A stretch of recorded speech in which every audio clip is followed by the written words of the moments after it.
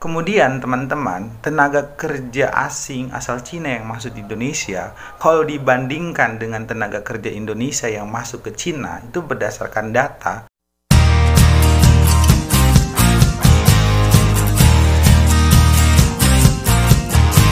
Oke sobat semua, Assalamualaikum warahmatullahi wabarakatuh. Bertemu lagi dengan saya Muhammad Ilham Syamanangi, pemuda kampung asal Kabupaten Konawe Selatan.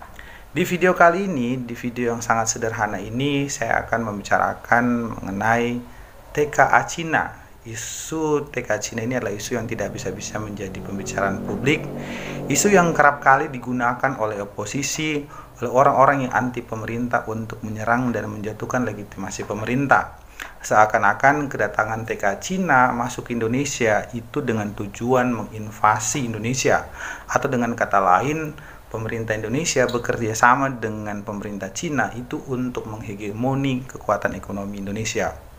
Apakah kenyataannya seperti itu? Kalau kita mengacu sama data teman-teman, TKA Cina itu memang paling besar jumlahnya di antara keseluruhan TKA yang ada di Indonesia. Tetapi tentu kita harus mengacu pada data yang secara detail menggambarkan seperti apa sih sebenarnya gambaran tenaga kerja asing di Indonesia. Jumlah TKA yang ada di Indonesia secara keseluruhan, kalau kita mengacu sama data, jumlah TKA yang masuk ke Indonesia itu pada Mei 2019 ada sebanyak 95.168 orang. Lalu berkurang di Mei 2020 sebanyak 93.374 orang. Kemudian di Mei 2021 totalnya kembali turun menjadi 92.058 orang. Jadi angka tenaga kerja asing di Indonesia itu dari waktu ke waktu mengalami penurunan. Tetapi memang di antara jumlah keseluruhan atau 92.058 orang ini, itu 36% merupakan tenaga kerja asing asal Cina, kemudian disusul Jepang, Korea Selatan, India, dan lain-lain. Kalau kita mengacu pada data ini, jadi ada 36% tenaga kerja asing di Indonesia dari jumlah keseluruhan atau dari 92.050 orang tenaga kerja asing. Apakah angka ini cukup realistis untuk menunjukkan bahwa tenaga kerja asing itu datang untuk menjajah, datang untuk menginvasi Indonesia? Sementara kita tahu jumlah penduduk Indonesia saja itu ada lebih dari 270 juta orang. Sementara tenaga kerja asing yang masuk di Indonesia berasal dari Cina itu tidak sampai dari 1% dari seluruh jumlah penduduk yang ada di Indonesia. Sehingga bagi saya mustahil ketika kemudian dikatakan tenaga kerja asing asal Cina itu datang untuk mengeksploitasi, datang untuk melakukan penjajahan atau invasi di negara kesatuan Republik Indonesia. Karena jumlahnya itu sangat tidak apple to apple, sangat tidak sebanding. Makanya tidak heran ketika kemudian kita lihat di berbagai media sosial ada isu-isu hoax yang berkembang menunjukkan bahwa seakan-akan ada puluhan juta bahkan ratusan juta tenaga kerja asing masuk Indonesia untuk menciptakan opini publik seakan-akan orang Cina itu datang untuk menguasai Indonesia. Padahal kalau kita mengacu dengan data realnya, jumlah tenaga kerja asing yang masuk di Indonesia yang berasal dari Cina itu tidak sebanyak seperti hoax yang beredar, yang katanya dulu itu ada 10 juta orang tenaga kerja asing asal Cina yang masuk ke Jakarta. Bahkan juga sampai ada berita yang mereka sebar ada 200 juta tenaga kerja asing asal Cina yang masuk ke Indonesia. Angka yang sangat begitu besar.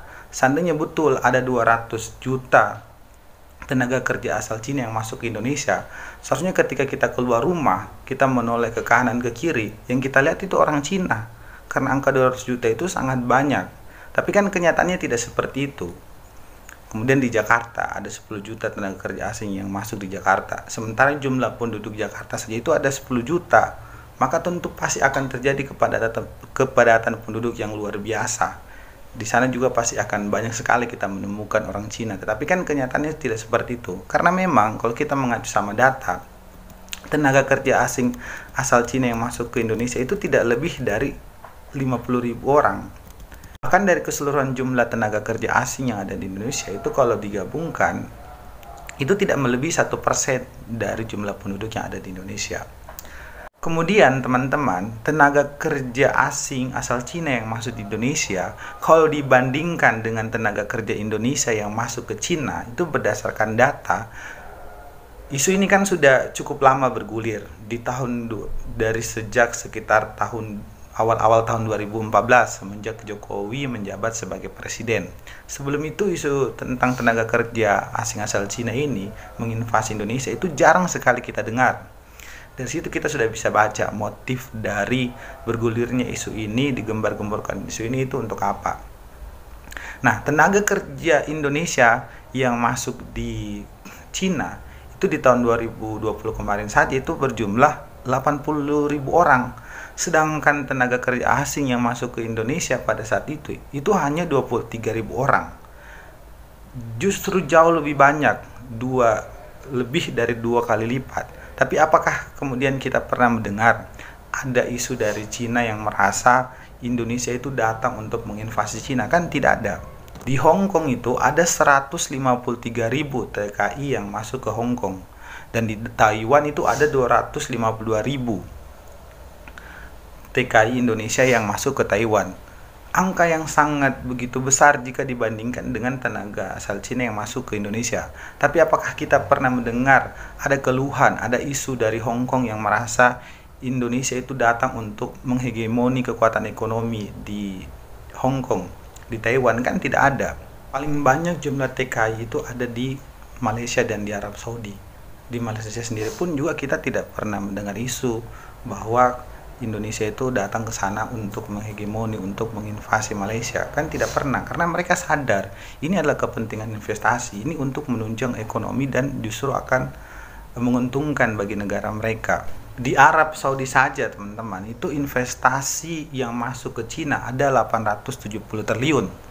Ada 870 triliun investasi Arab masuk ke Cina. Tapi apakah rakyat Cina itu terkencing-kencing merasa terjajah oleh Arab Saudi? Kan tidak.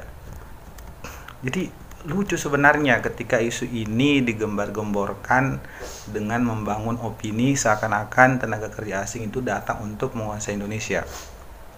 Kemudian mengenai TKA Cina itu yang sempat santer juga menjadi perhatian publik. Itu ketika ada 20 tenaga kerja yang lolos masuk ke Indonesia melalui Bandara Internasional Sultan Hasanuddin di tengah pandemi, di tengah PPKM darurat, untuk bekerja di salah satu proyek strategis nasional untuk membangun smelter di Kabupaten Bantaeng, Sulawesi Selatan. Kedatangan mereka itu sudah sesuai peraturan Presiden nomor 109 tahun 2020 tentang percepatan pelaksanaan proyek strategis nasional. TKA Cina itu masuk di Indonesia sebelum pemberlakuan PPKM darurat Jawa dan Bali. Mereka sudah menjalani karantina 14 hari di Jakarta sebelum tiba di Sulawesi. Kemudian mereka itu sudah mendapatkan izin. Kalau sebelum era pandemi atau musim pandemi, itu ketika ada tenaga kerja asing yang masuk, itu kan hanya melewati 2 lembaga yang bertugas untuk mengevaluasi, memeriksa dan memberikan izin, yaitu dari Kemenaker dan ke Dirjen Imigrasi. Tetapi khusus di era pandemi ini itu harus melalui izin lewat PSN dan Objek Vital Strategis Nasional. Kenapa? Karena memang di tengah pandemi ini tenaga kerja asing yang boleh masuk di Indonesia itu harus dengan tujuan esensial seperti bekerja di proyek strategis nasional, penyatuan keluarga, dan alasan kemanusiaan. Masuknya mereka itu kan sudah melewati pemeriksaan kesehatan oleh Kemenkes dan memenuhi persyaratan keimigrasian. Jadi mereka masuk meskipun di tengah pandemi itu sudah melewati tahap-tahap yang layak yang memungkinkan mereka masuk, tidak asal masuk begitu saja. Tetapi kemudian oposisi, orang-orang yang anti pemerintah itu menyuarakan isu seakan-akan pemerintah sengaja membiarkan tenaga kerja asing masuk itu untuk membuat virus COVID-19 ini semakin mewabah. Padahal ini itu demi alasan yang justru akan menguntungkan Indonesia secara ekonomis, karena kedatangan mereka itu sebagai tenaga ahli yang justru untuk membangun smelter. Kemudian yang harus kita tahu, dari 92.058 orang tenaga kerja asing yang masuk ke Indonesia, itu kan dibagi dari beberapa jenis sektor. 50.680 tenaga kerja asing itu dipekerjakan di sektor jasa. Kemudian 39.153 itu di sektor industri, dan hanya 2.217 di sektor pertanian. Dan kalau kita lihat, memang kenyataannya investasi Cina masuk ke Indonesia itu investasi teknologi, bukan padat karya. Dan itu sangat akan menguntungkan Indonesia dari sisi teknologi dan sisi ekonomi. Mana ada sih negara di dunia ini yang anti dengan investasi, yang anti dengan melakukan kerjasama investasi terhadap negara lain? Tidak ada. Bahkan sekelas negara-negara maju seperti Amerika, Cina sendiri itu juga terbuka. Kita mungkin bertanya-tanya, kenapa sih pemerintah Indonesia itu lebih terbuka investasi dari negara Cina ketimbang dari negara Amerika misalnya? Kalau teman-teman nonton hasil wawancara Menko Kemaritiman di acara Kikendi, itu Pak Luhut Panjaitan mengungkapkan alasan kenapa dia lebih memilih untuk bekerja sama dengan Cina ketimbang negara seperti Amerika Serikat. Karena Cina itu memberikan syarat-syarat yang sederhana, syarat-syarat yang tidak ruwet, berbeda dengan Amerika. Misalnya, kata Pak Luhut Menko Kemaritiman, itu Cina sampai mensyaratkan boleh bangun sekolah agar tenaga kerja Indonesia belajar di situ dan mengembangkan skillnya, mengembangkan kompetensinya. Bahkan pegawai Cina yang masuk ke Indonesia itu secara bertahap bisa mengalami penurunan. Itu keuntungan yang dilihat oleh pemerintah Indonesia, sehingga kenapa mereka lebih terbuka melakukan kerjasama dengan Cina. Dan Cina itu bekerja sama di bidang investasi itu tidak hanya di Indonesia. Kenapa Cina sekarang itu menurut PBB adalah penerima investasi perusahaan asing terbesar di dunia?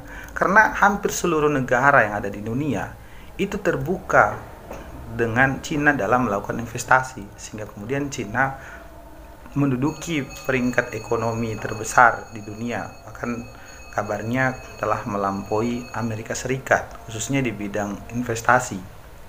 Itu karena keterbukaan negara-negara di dunia terhadap Cina yang memberikan syarat-syarat yang ringan dan sederhana. Kemudian kita tahu sendiri juga, kalau berbicara tentang etos kerja, keahlian, kedisiplinan, itu teman-teman saya yang bekerja di Morowali itu mengakui sendiri, mereka melihat bagaimana etos kerja, bagaimana kedisiplinan, bagaimana atensi pada hal-hal detail, pada hal-hal kecil, pada orang-orang Cina. Sehingga tidak heran ketika orang-orang Cina yang datang berinvestasi di Indonesia itu datang membawa tenaga kerja dari negaranya sendiri, karena tenaga kerja dari negaranya itu sudah memiliki pengalaman, kompetensi yang menjamin, yang dapat dipercaya, sudah memiliki kredibilitas. Sedangkan kalau tenaga kerja Indonesia, mereka kan pasti masih ragu. Mereka yang datang di sini membawa uang, berinvestasi, membangun pabrik, membangun perusahaan, tentu akan memilih tenaga-tenaga kerja yang sudah memiliki kepercayaan, yang sudah memiliki kredibilitas, yang bisa dipertanggungjawabkan. Begitu juga kalau seandainya misalnya kita berinvestasi dimanapun, kita pastikan akan mengandalkan tenaga kerja yang bisa kita percaya. Tidak mungkin kita akan mengandalkan tenaga kerja yang masih diragukan, karena tentu kalau misalnya kita asal-asal kemudian terjadi kesalahan, ya pasti kita akan mengalami kerugian. Itu sebuah logika sederhana. Siapa sih yang tidak mengakui keahlian Cina di dalam bekerja? Baru-baru ini di awal-awal masa pandemi, kita mendengar negara Cina itu sampai membangun rumah sakit hanya dalam waktu 2 hari dengan kapasitas kamar rumah sakitnya itu 1.000 tempat tidur. Itu sebuah pencapaian yang luar biasa yang tidak mampu tentu dijangkau oleh negara-negara lain. Itu sebuah bukti bahwa Cina itu memiliki tingkat etos kerja yang sangat luar biasa, kedisiplinan, dan lain sebagainya. Oke, saya kira itu saja yang bisa saya bagi kepada teman-teman semua. Mohon maaf kalau ada kesalahan kata dari saya. Sekian dan terima kasih. Assalamualaikum warahmatullahi wabarakatuh.